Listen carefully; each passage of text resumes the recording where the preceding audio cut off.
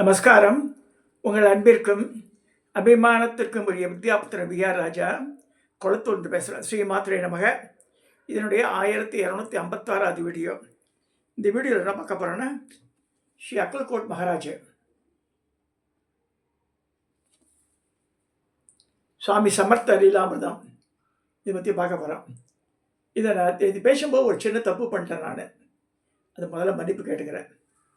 அதாவது நான் மாதங்கி பாலாஜி சொன்னேன். புக்கு எழுதினவாபு மாதங்கி பாலாஜி. இந்த கோவிலை கட்டினவா மஞ்சரின்னு பேர். நேற்று நைட் பேசி நான் வாக்கிட்ட இந்த மாதங்கி பாலாஜிக்கிட்ட. அப்போ அவள் கிளாரிஃபை பண்ணான். அம்மா மஞ்சரி ரமேஷ் பாபு ஒருத்தருக்கா, அவள் தான் அந்த கோவிலை கட்டியிருக்கான்ட்டு. நான் சில விஷயங்கள்லாம் ஜனங்களுக்கு புரிப்படவே மாட்டேன்றது. ஏன் கொஞ்சம் கூட ஸ்பூன் ஃபீட் பண்ணோன்னு பார்க்குறா. பழத்தை காமிக்கலாம், பழத்தை கொடுக்கலாம், பழத்தை உரித்து வாயில் போட்டு ஸ்பூனில் குத்தணும் போல இருக்கா வாழ்க்கை. ஒருத்தர் கேட்குற தாம்பரத்தில் எப்படி போகணுன்னா, நான் பஸ்ஸாக நடத்துகிறேன், நான் டூர்லாம் ரன் பண்ணுறதில்ல. உத்தரமேரூர் செல்ல வழியில் இருக்குது. அதான் காஞ்சிபுரம் உத்தரமேரூர் ரோட்டில் திருப்புலிவனம்னு ஒரு ஊர் இருக்குது. வியாக்கர பாதரால் பூஜை பண்ண பெரிய சிவாலயம் அது. நான் போயிருக்கேங்க, ஒரு 3 தடவை போயிருக்கேன். உத்தரமேரூர் இப்போ தட்சிணமேரூர்னு பேர். உத்தரமேரூர் பேரை பெருமாள் கோவில் சுந்தரவரதர்னு 3 அடுக்கு இது. ரங்கநாதர் நின்ற கோலம், உட்கார்ந்த கோலம், அமர்ந்த கோலம் இருக்கும். ஸோ அது பக்கம் அங்கேயே சுப்பிரமணிய சுவாமி ஸ்தலமும் இருக்குது, திருப்பூர் ஸ்தலமும் இருக்குது.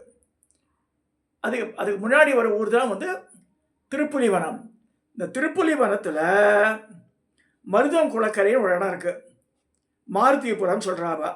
ஸ்ரீ குரு தத்த பாதுகா கஷேத்திரம், உத்தரமேரூர் தாலுக்கா, காஞ்சிபுரம், தமிழ்நாடு அப்படின்னு போட்டிருக்கேன். இதில் ஃபோன் நம்பரும் கொடுத்துருக்கேன். அதை காமிச்சு விட்றேன். நான் ஸ்க்ரீன்ஷாட் எடுத்து யூஸ் பண்ணுங்க.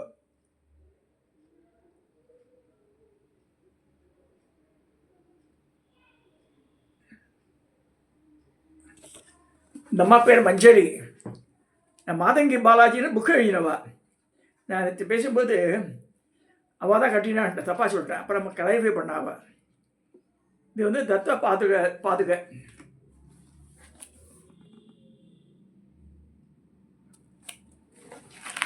தத்தாத்ரேயருடைய இந்த கல்ட் ஆஃப் தத்தாத்ரேயா மகாராஷ்டிராவில் ரொம்ப ஃபேமஸ். அது தமிழ்நாட்டில் அந்த அளவுக்கு இல்லை. கர்நாடகா, மகாராஷ்டிரா. அதாவது தத்தாத்ரேயர் யார்? மும்மூர்த்தியோட அவதாரம் சொல்லப்படக்கூடியது. அத்திரி அரிசியாவுக்கு பிள்ளையாக பிறக்கிறவர். முதல் பிள்ளை துர்வாச மகரிஷி, அடுத்து தத்தாத்ரேயர், அடுத்து சந்திரன். 3 பிள்ளைகள். கல்யாணி பொண்ணு பிறக்கிறார். அத்திரி சுதா, அதான் பரம கல்யாணி ஆழ்வாக்குச்சியில் இருக்கா இல்லையா, இது சிவசைலத்தில். அது இந்த பரம கல்யாணி அத்திரி சுதா சொல்லியிருக்கு. So coming to the subject, இந்த தத்தாத்ரேயர் அவருடைய வழிமுறையில் வரும்போது தத்தாத்ரேயோட மறு அவதாரம் சொல்கிறது ஸ்ரீபாத வல்லவர். முதல் அவதாரம் தத்தாத்ரேயத்துக்கு அப்புறமா ஸ்ரீபாத வல்லபர். ஸ்ரீபாத வல்லபருக்கு அடுத்துமா நரசிம்ம சரஸ்வதி, 3ஆச்சு. அடுத்து சமர்த்தர் அக்கல்கோட் மகாராஜ். 4 மாணிக் பிரபுன்னு ஒருத்தர். மாணிக் பிரபு.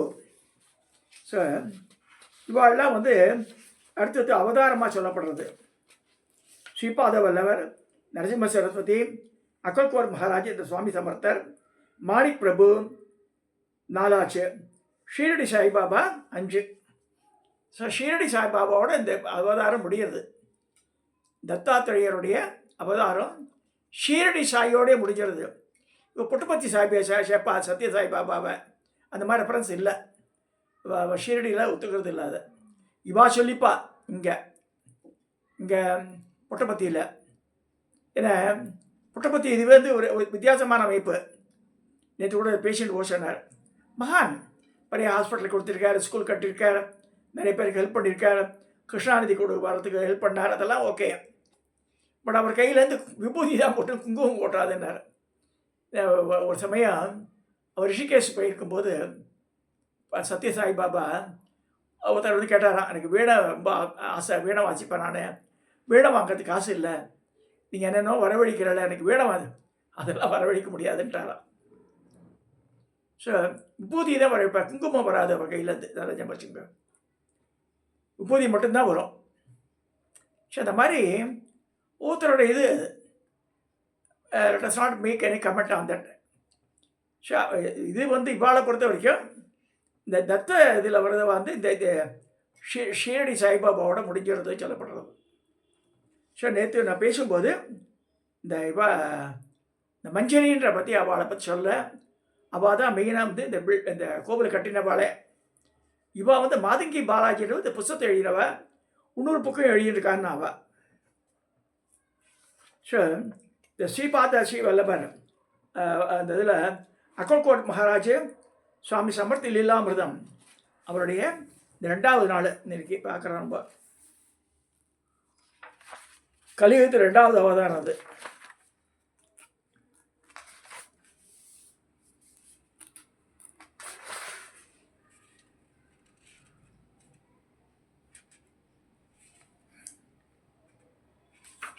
ஸோ இப்போ பார்க்க போகிறோம் சில கதைகள் தான். சுவாமி சமர்த்தரோட பீரியட் கிபி 1149 கிபி 1878 போட்டிருக்கு. கிட்டத்தட்ட 700 வருஷ காலம் இருக்கார் அவர்.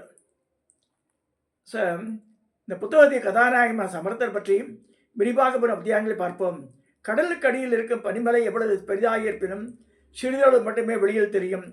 அந்த கிளேசியர்ன்றா இல்லையா, அதெல்லாம் சொல்கிறார். ஸோ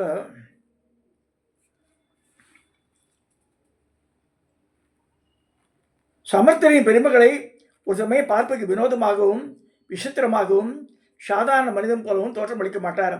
அவர் சிவபெருமான் போல வழக்கத்துக்கு மாறாக வகையில் நடந்து கொள்வார். பாம்பை ஆபரணமாக தரித்து கொண்டு, மண்டை உடலை மாலையாக அணிந்து கொண்டு, உபூதிய உடலை பூசிக்கொண்டு வினோதமான அமங்கலமான தோற்றங்களை உப சிவன் காட்சி அளிக்கவில்லையா? ஆனால் அவரே அனைத்துக்கும் ஞானம் தரார். அவர் தான். ஸோ சிவபெருமானே, உங்களுடைய மகிமைகளை வார்த்தைகளால் வர்ணிக்க முடியாது, மனதால் கூட புரிந்து கொள்ள முடியாது. உங்களை யாரால்தான் வர்ணிக்க முடியும்? வேதங்களே பேச்சற்று நிற்கின்றன. விவரிக்க முடியாத ஒன்றை விவரிக்க முடியுமா? உங்கள் கருணையினால் உருவமற்ற ஒன்று உருவம் எடுத்துள்ளீர்கள் சொல்லப்படுறது. இந்த சோத்திரம் சுவாமி சமர்த்தருக்கும் பொருந்தும். இந்த புத்தகத்தில் சுவாமி சமர்த்தரின் மகிமைகளை சிறிதளவு மட்டுமே நிறைய சொல்லியிருக்காவ. மாதங்கி பாலாஜி ரொம்ப அழகாக எழுதியிருக்கா, சிம்பிளாகவும் எழுதியிருக்கா. ரைட்டிங்கெல்லாம் ரொம்ப சிம்பிளான ரைட்டிங் இது. சுவாமி சமர்த்தர் தத்தாத்திரேயரின் 3வது கலியுக அவதாரம். அவர் 4வது அவதாரமாக தன்னை வெளிப்படுத்திக் கொண்டாலும் வருடக்கணங்களை கணக்கில் கொண்டால் மாணிக் பிரபு 3வது அவதாரம். நரசிம்ம சரஸ்வதியை மீண்டும் அவதரிப்பதாக கொள்ளப்படுகிறது. நரசிம்ம சரஸ்வதி கானகாபூரை விட்டு கிளம்பி ஸ்ரீசைலத்தில் எழுத கதிலிவனத்துக்கு சென்றதாகவும் முந்தைய அத்தியாயத்தில் பார்த்தோம். கதிலிவன் அந்த வாழை போட்டில் ஏறி போய் அப்படியே மறைஞ்சிடுறார் அவர். நரசிம்ம சரஸ்வதியின் உடலை சுற்றி ஒரு பெரிய புற்று உருவானது. பின் அவருக்கு என்னவானது யாருக்கும் தெரியாது. பல வருடங்களுக்கு பிறகு இறக்கப்பட்டின் கோடாரி தற்செயலாக அந்த புற்றின் மீது விழுந்து விட்டது. அந்த கோடாரி மீது ரத்தக்கரை படித்து கண்டு பிறகுபட்டி அதிர்ச்சி அடைந்தான். என ஒரு அதிசயம்! அந்த புற்றில் ஒரு யோகி தபம் செய்து கொண்டிருந்தார். அந்த யோகி சமாதியிலிருந்து எழுந்து தன் கண்களை மெதுவாக திறந்து பயந்து நடுங்கி விறகு வெட்டியை பார்த்தார். குழந்தாய், நடந்தவளை எண்ணி வருத்தப்படாதே. நான் உலகத்தில் மீண்டும் தோன்றி என் படைகளை துவக்க வேண்டிய நேரம் வந்து விட்டேன்னு சொல்றார். இதுதான் கடவுளின் விருப்பம் சொல்றார். இதெல்லாம் ஸ்ரீசைலத்தில் உள்ள கதிலிவனத்துக்கு நடைபெற்றது. ஸ்ரீ சுவாமிகளே புற்றிலிருந்து வெளியே வந்த பின் மற்ற இடங்களுக்கு பயணித்தார் என்று கூறுகின்றனர். புற்றிலிருந்து வெளியே வந்த நரசிம்ம சரஸ்வதி அல்ல, அவர் இன்னொரு அவதாரமான சுவாமி சமர்த்தர். கோடாரி விழுந்ததால் ஏற்பட்ட காயத்தின் தழும்பு தொடையில் இருப்பதை சுவாமி சமர்த்தர் பல பக்தர்கள் கவனித்துள்ளனர். இமயமலையில் உள்ள பல குகைகளில் இன்று பல யோகிகள் தவம் செய்து கொண்டிருப்பதாக பல நூல்கள் வாயிலாக அறிகிறோம். அந்த மாதிரி சுவாமி சமர்த்தரும் எறும்பு புற்றிலிருந்து வெளியே வந்து உடன் தன் சுற்றுப்பயணத்தை 1758 இமயமலையில் உள்ள பல்வேறு பகுதிகளில் துவங்கினார். பல இடத்துக்கெல்லாம் போறார் அவர்னு சொல்லப்படுறது. செலிகடாவில் சுவாமிகளின் வெளிப்பாடு பின்வருமாறு நிகழ்ந்தது. ஹஸ்தினாபுரம், பஞ்சாப் என்ற ஊருக்கு அருகிலுள்ள செலிகடா என்ற கிராமம் இருக்கிறது. அங்கு விஜய் சிங் என்ற குழந்தையுடன் கோலி விளையாட சுவாமிகள் பூமியை பிளந்து கொண்டு 8 வயது சிறுவனாக தன்னை வெளிப்படுத்திக் கொண்டார். இந்த நிகழ்ச்சி சித்திரை மாதம் சுத்த துத்தியை அது நடைபெற்றதால் ஒவ்வொரு ஆண்டும் இந்த நாளை சுவாமி சமர்த்தரின் பிரகிருதி தினம், வெளிப்பாடு தினமாக கொண்டாடப்படுகிறது. ஒரு நாள் ஸ்ரீ சுவாமி சமர்த்தர் கத மகாராஜ் அழைத்து தன் நெருங்கில் அமருமாறு கூறினார். நீ உன் குடும்ப பொருட்களை விட்டுவிட்டு என்னுடைய புகழை பரப்ப வேண்டியதான் பணி என்று கூறியவுடன் சுவாமி கத மகாராஜுக்கு கண்ணீர் பெருகி பொங்கி வந்தது. உடனே ஸ்ரீ சுவாமிகள், ஏன் அழுகிறாய்? பார், உனக்கு எவ்வளவு வயிறு இருக்கிறது, உன் கையை இங்கு வை என்று கூறியவுடன் தன் பூர்வ ஜென்மங்கள் அனைத்தும் நினைவுக்கு வந்தன. விஜய் சிங் வேறு யாரும் இல்லை, சுவாமி கத மகாராஜ் தான் என்ற உண்மை அந்த சுவாமிகளே அவருக்கு உணர்த்தினார். அகமது நகரைச் சேர்ந்த நானூறு வக்கி என்ற ஜோதிடர் சுவாமி சமர்த்தரின் ஜாதகத்தை அவருடைய கைரேகையை பார்த்து கணித்தினார். அதே சுவாமிகளே சரியான கணிப்பு என்று அங்கீகரித்துள்ளார். சுதமகாராஜா நானாக்கு அக்கல்கோட்டுக்கு அறிவுமாறு அழைத்து வந்தார். ஸ்ரீ சுவாமி சமர்த்தர் ஜாதகத்தை கணிக்குமாறு அவரிடம் கூறினார். நானா ஜாதகத்தை சில நாட்களை கணித்து சுவாமிகளிடம் சமர்ப்பணம் செய்தார். இந்த சமயத்தில் அங்கு பஜனை நடைபெற்றுக் கொண்டிருந்தது. சுவாமிகள் ஜாதகத்தை வாங்கி பூக்கூடையில் தூக்கி எறிந்தார். பஜனை முடிந்தவுடன் ஒரு பக்தரிடம் ஜாதகத்தை கொண்டு வருமாறு கூறினார்.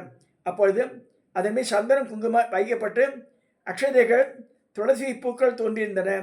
அதை வாங்கி பார்த்த சுவாமிகள் மிகவும் மகிழ்ச்சி அடைந்து நானாவின் வலது கையின் மீது தன் கரத்தால் ஓங்கி அடித்தாராம்.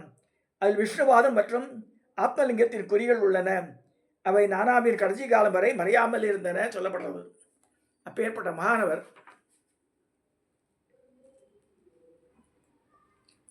சுவாமிகளின் சமர்த்த ஜாதகம் கணிக்கப்பட்டிருந்தாலும் அவர் பிறந்த இடமும் பெற்றோர்களுடைய விவரங்களும் உண்மையான பெயரோ யாருக்கும் தெரியாது. சுவாமி சமர்த்தர் ஒரு அவதூதர், ஆன்மீகத்தில் மிக உயர்ந்த நிலையில் இருப்பவர். அவர் படைப்புகள் அனைத்தும் எந்தவித பேதமின்றி அன்பை பொழிவர். அவருடைய சிறு தொடுதல் கூட பல மாற்றங்களை உண்டாக்கியது. ஒருமுறை வெளிநாட்டவர் பாஷி ஒருவர் வேலை நிமித்தமாக கொல்கத்தாவுக்கு மும்பை வந்திருந்தார். கொல்கத்தாவிலிருந்து மும்பைக்கு வர சுவாமி சமர்த்தரின் புகழை கேள்விப்பட்டு அவரை தரிசனம் செய்வதற்காக அக்கல்கோட்டிற்கு வந்திருந்தார். அவர் சுவாமிகளை சந்தித்து பல விஷயங்களை கேட்டறிந்து இந்த ஆவலில் வந்திருந்தார். ஆனால் ஸ்ரீ சுவாமிகளை பார்த்தவுடன் அவர் பேச்சற்று அவர் முகத்தையே பார்த்து கொண்டிருந்தார். யார்தான் இந்த கேள்வியின் முகத்திலிருந்து தேஜஸ்வியின் முகத்தில் தன் பார்வையை அகற்ற முடியும்? சில நிமிடங்களுக்கு பின் அவர், நீங்கள் எங்கிருந்து வந்திருக்கிறீர்கள் என்று கேட்டார். அதுக்கு ஸ்ரீ சுவாமிகள் அவரிடம், நான் முதலில் கதலி வனத்தில் என் பயணத்தை துவங்கினேன். நான் பின்னர் பல இடங்களை சுற்றித் திருந்தவர் கொல்கத்தா போன்ற இடங்களை சென்றேன். அங்குள்ள காளியை தரிசனம் செய்தேன். பின் கங்கை கரையோரம் ஹரித்வார், கேதார், கங்கோத்ரி, பத்ரி, துவாரகா, அயோத்தியா போன்ற இடங்களை ஜாரி செய்துவிட்டு கோதாவரி நதிக்கரையை அடைந்தேன். சில நாட்களில் மங்கள்வேடாவிலும் சில நாட்கள் ஹைதராபாத்தில் தங்கியிருந்தேன். பின் பண்டர்பூர், பேகம்பூர் மற்றும் முகோல் ஆகிய இடங்கள் சென்றேன். இந்த இடங்களெல்லாம் வருடங்கள் வாசம் செய்த பின் அக்கல்கோட் வந்தடைந்தேன். இங்கு வந்த பின் அவர் எங்கும் செல்லவில்லைன்னு சுவாமி சொல்றார். ஸ்ரீ சுவாமிகள் சமர்த்தனின் தெய்வீக தோற்றத்தை பற்றி யார்தான் விவரிக்க முடியும்? அனைத்து வார்த்தைகளும் செயலற்று போகும். ஸ்ரீ சுவாமி சமர்த்தர் மகிமையில் நிறைந்த சூரியனைப் போல தோன்றினார். அவருடைய முக்கிய சீடர்கள் ஒருவரான மாதவ சாஸ்திரி அவரை கீழ்வரும் கவிதையால் விளக்குகின்றார். பிறப்பற்றவரே, இல்லாத இடத்திலிருந்து வெளியானவரே, சூரியனை போன்ற அற்புதமானவரே, கடவுள்களால் போற்றப்படுபவரே, அழகான உடலும் ஒளிப்படைந்த கண்களும் கொண்டவரே, கருணை நிறைந்தவரே, பௌர்ணமி நிலவை போல் முகமுடையவரே, முழங்காலுக்கு கீழ் வரை நீளமான கைகள் கொண்டவரே, இடுப்பில் கௌபீரம் மட்டும் அடைந்தவரே, வாழைத்தண்டை போல மிருதுவான தொடைகள் உடையவரே, தாமரை போல் மிருதுவான பாதங்கள் உடையவரே என்று பலவாக வர்ணிக்கிறார். சுவாமி சமர்த்தருடைய முகம் எப்போதுமே தேஜஸோடு காணப்படும்.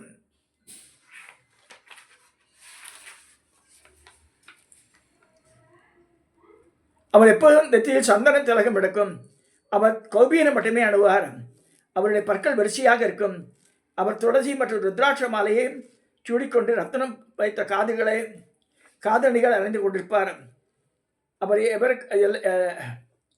அவர் எவருக்கும் புரியாத சக்தி வாய்ந்த மந்திரங்களை முணுமுணுத்துக் கொண்டே இருப்பார். அவருடைய படங்களை போட்டிருக்கா, ஃப்ரீ ஹேண்ட் ஸ்கெட்சு.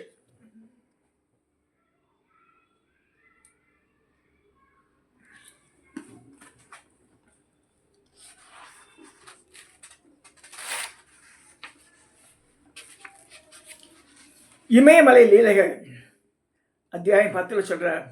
ஒரு தடவை இமயமலையில் தத்தனை தரிசிக்க வேண்டும் என்ற நோக்கத்தில் குகையில் இருந்து அமர்ந்து கொண்டு தனிமையில் கடுந்தமும் புரிந்தார். அது ஒரு கடுமையான மார்கழி குளிர்காலம். மிகவும் கடுமையாக முயற்சித்த போது எந்த முன்னேற்றமும் தெரியவில்லை. அவரது மனக்கண்ணில் இமயமலையில் மாமரம் இருக்கிறது, அதில் குகை இருக்கிறது, அங்கு சென்றால் தத்த தரிசனம் கிடைக்கும் என்று சொல்கிறார். உடனே அவருடைய உறக்கம் கலைந்தது. அடுத்த நாள் அந்த சன்னியாசி ஸ்ரீ சுவாமி சமர்த்தர் அமர்ந்திருந்த குகை வாயிலுக்கு சென்றார். ஸ்ரீ சுவாமி சமர்த்தருக்கு பதிலாக 3 தலைகளுடன் 6 கரங்களுடன் ஜடாமுடி மற்றும் பிறைச்சந்திரன் கூடிய அழகான மாலை அணிந்து கொண்டு பட்டு பீதாம்பரத்துடன் தெய்வீக உருவத்தை கண்டார்.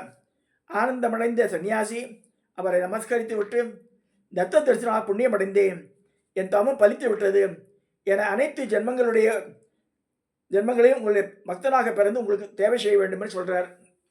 அப்படியே ஆகட்டும், எப்பொழுதும் எனக்கு சேவை செய்து கொண்டிருக்குன்னு சொல்கிறார் அவர். சன்னியாசி தன் குடிலுக்கு வந்து எப்பொழுதும் ஸ்ரீ சுவாமிகளையே நினைத்துக் கொண்டு தன் வாழ்நாளை கழித்தார். சீனசம்பதி ஸ்ரீ சுவாமி சமர்த்தர் இமயமலையில் உள்ள அடர்ந்த பாட்டுப்பதியில் நடந்து கொண்டிருக்கும் போது ஒரு சீன தம்பதி மூலிகைகளை சேகரித்துக் கொண்டிருந்தனர். அவர்கள் ஸ்ரீ சுவாமி கௌபீனம் மட்டுமே அணிந்து கொண்டிருப்பதை வினோதமாக பார்த்தனர். அவரை கேலி செய்துவிட்டு மரங்களுக்கு பின்சென்று இருவரும் காதலில் ஈடுபட தொடங்கினர். சுவாமிகள் கூர்மையான பார்வையுடன் அந்த பெண் ஆணாக மாறிவிட்டார். ஒரு சில இதனை பாலினம் மாறிவிட்டது, அதாவது ஆண் பெண்ணாகவும் பெண் ஆணாகவும் மாறிவிட்டார் சொல்லுவார். ஸ்ரீ சுவாமிகளின் புனிதத்தன்மையை உணர்ந்து கொண்டு நாங்கள் துடுக்குழுது இதை மன்னிக்க வேண்டும் கேட்கிறார். சுவாமி சமர்த்தர் எவ்வளவு விரைவாக கோபத்தை வெளிப்பினாரோ அந்த வேகத்தை சாந்தம் இழந்து அவரை பழையபடியாக மாற்றுறார். என்னையே எப்போது நினைத்து கொண்டு சேவை செய்யுங்கள், நல்வாழ்வு பிரிவுகள் ஆசீர்வாதம் பண்ணுறார். ஒரு நாள் சுவாமி சமர்த்தர் மாமரத்தின் கீழே ஓய்வெடுத்துக் கொண்டிருந்தார். அப்போது குட்டி மான் பயந்து நடுங்கிக் கொண்டு அவர்கள் அடைக்கலை கேட்டு ஓடி வந்தது. அந்த மானை சில வேடர்கள் திரட்டி வந்தனர். ஸ்ரீ சமர்த்தர் அந்த மானை அன்போடு அணைத்தி கொண்டார். துரத்தி வந்த வேடர்கள் அந்த மானை அவரிடம் விடக்கோரி துப்பாக்கியை வைத்துக் கொண்டு மிரட்டினர். ஏதுமறியா அந்த வாயிலா ஜீவனை ரட்சிப்பதையே சுவாமி விரும்புவார். கோபம் அடைந்த வேடர்கள் தன் துப்பாக்கியால் சுவாமியை சுட முயன்ற போது அந்த துப்பாக்கி வேலை செய்யவில்லை. இதை கண்டு அவர்கள் அனைவரும் திகப்படைந்து நின்றனர். மேலும் அவர்கள் தங்கள் இடத்தை விட்டு நகர முடியாதபடி ஸ்தம்பனம் செய்து ஆகின்றனர். அப்போதான் அவருடைய சாமியருடைய மகிமையை புரிகிறது. மேலே கூறியுள்ள நிகழ்ச்சி நடைபெற்ற பின் ஒரு மான் தம்பதி தன் குட்டியை தேடிக்கொண்டு வந்தன. அவரை கண்டவுடன் சுவாமி சமர்த்தருக்கு மிக மகிழ்ச்சி ஏற்பட்டது. வேற அந்த மான்களிடம், உங்கள் முந்தைய பிறவியில் கனகாபூரில் பிறந்து மிகவும் தெய்வபக்தியுள்ள பிராமணர்களாக வாழ்ந்து வந்தீர்கள், ஆனால் துறவிகளை அவமதித்தால் இந்த பிறவி எடுத்துள்ளீர்கள் என்று சொல்லிக்கொண்டே அந்த மானியின் தலையை தொட்டார். முன்ஜென்ம புண்ணியங்களால் அந்த மானுக்கு பேஷன் திறன் கிடைத்தது. உடனே சுவாமிகள் பாதத்தில் நமஸ்கரித்து விட்டு, சுவாமி, நான் பிராமணனாக பிறந்தபோது உங்களுக்கு சைவ செய்யும் பாக்கியம் பெற்றேன். துறவுகளை துன்புறுத்தியதால் நான் 7 பிறவுகளை எடுத்தேன். முதலாவது வியாதிகள் இருந்த பிராமணனாகவும், அடுத்து எளிதாக பிறந்து துன்பங்களை அனுபவித்தேன். மூன்றாவதாக வைத்திரி நகரத்தில் சுத்தனாக பிறந்து என் மனைவியுடன் ஏழ்மையை அனுபவித்தேன். 4ஆவது இசைக்கலைஞராக பிறந்து என் வாழ்நாளில் பல துக்கங்களை சந்தித்தேன். நான் காசியில் தங்கியிருந்த போது பாலியல் ரீதியான பாவங்கள் செய்தேன். அதனால் அடுத்த பிறவியில் கழுதியாக பிறந்தேன். 6ஆவது பிறவி பொற்கொல்லன். அப்போ தங்கத்தை திருடியும் என் மனைவி துறைவுக்கு தாராளமாக செல்வத்தை வழங்கியதால் என் அடுத்த பிறவியில் மானாக பிறந்து உங்களுக்கு தரிசிக்கும் பேறு பற்றியேன்னு சொல்கிறார். புலிகளுக்கெல்லாம் கூட ஆசீர்வாதம் பண்ணியிருக்காரு இமயமலையில். இந்த மாதிரி பல இதெல்லாம் பண்ணியிருக்கார் சுவாமி சமர்த்தர். இந்த அளவில் இந்த 2ஆம் நாள் கதையை நான் இதோட நிறைவு செய்கிறேன். சுவாமி சமர்த்தது அக்கல்கோட் மகாராஜ், மாருதிபுரம். திருப்பி நான் சொல்கிறேன், ஐ கேனாட் ஃபீட் யூ. இன்னைக்கு கூட சாயந்தரம் என்னோடய சிஷ்ய பையன் இருக்கான் வில்லிவாக்கத்தில், ரமேஷ், நல்ல பையன்தான். அந்த இடையும் கேட்குறான், நான் வந்து பூவே இல்லை, அம்பாளுக்கு வந்து அக்ஷதை இல்லை, அம்பாளுக்கெல்லாம் அக்ஷதையிலலாம் பண்ண மாட்டேன். விநாயகருக்கு பண்ணலாம், அம்பாளுக்கு போய் புஷ்பங்கள் பண்ணலாம், குங்குமம் பண்ணலாம், மஞ்சப்பொடி கூட பண்ணலாம். புஷ்பங்கள் தான் நல்ல புஷ்பங்கள் அர்ச்சனை பண்ணதான் கஷ்ட நிவர்த்தின்னு சொல்லியிருக்கு சாஸ்திரத்தில். பூக்கள் அந்த ஃப்ராக்ரன்ஸ் இருக்கணும், வாசனை உள்ள புஷ்பங்களாக பண்ணாதான் நல்லது. ஸோ அப்புறமா கேட்குறான், நவமங்களை பற்றி பேசுங்க மாமாண்டு. தென் வைஷ்ணவி கௌரி சங்கர் மதுரையில் சிஷு பொண்ணு, அவள் கிளீனாக அமிச்சிட்டா. 747 749 பேசியிருக்கள் மாமா நவமங்களை பற்றி அந்த வீடியோ பார்க்க சொல்லுங்கன்றான். எதுக்கு சொல்கிறேன்னா, வீடியோ கூட பார்க்காம நீங்கள் அதை பேசுங்க இதை பேசுங்கன்னு என்னத்தை பேசுகிறது? ஃபர்ஸ்ட் ஆஃப் ஆல் நம்ம வந்து வீடியோ பார்க்கணும், எல்லா வீடியோவுமே அதில் இருக்க கண்டென்ட்ஸ் எடுத்துக்கணும், மைண்டில் ரிஜிஸ்டர் பண்ணி. சின்ன வயசு 20-25 வயசில் ஞாபக சக்தியே இல்லைன்னா, எனக்கு 75 வயசு, ஒரு தடவை படித்தா மறக்க மாட்டேன் நான். சரிப்பா, ஞாபகம் வச்சுக்க வேண்டாமா? சரிப்பா, வீடியோவும் பார்க்குறது இல்லை, அதை நம்ம பார்த்து நம்பர் சொன்னால் தான் பார்ப்பான். அவன் எங்கே போய் முட்டிக்கிறது நான். ஸோ தயவுசெய்து வந்து கொஞ்சம் எஃபோர்ட் போடுங்க, பார்க்காமையே சொல்லக்கூடாது. நீங்கள் அட்ரஸை கொடுங்க, தாம்பரத்தில் இப்படி உத்தரமேறு போகிறதுனா ஏற்றியா விட முடியும் பஸ்ஸில்? அதெல்லாம் தப்பு. அது கிளியராக சொல்கிறேன் நான். காஞ்சிபுரம் உத்தரமேறு ரோட்டில் திருப்புலிவனம், அங்கே மாருதிபுரம் இருக்குது, அங்கே இருக்க இந்த கோவில், அதான் சொல்ல முடியும். நம்ம அட்ரஸும் காமிச்சிட்டேன். இதோட இந்த அக்கல்கோட் மகாராஜனுடைய 2வது நாள் கொண்டான கதையை நான் பூர்த்தி செய்கிறேன். சப்ஸ்கிரைப் பண்ணுங்க, ஷேர் பண்ணுங்க, லைக் பண்ணுங்க.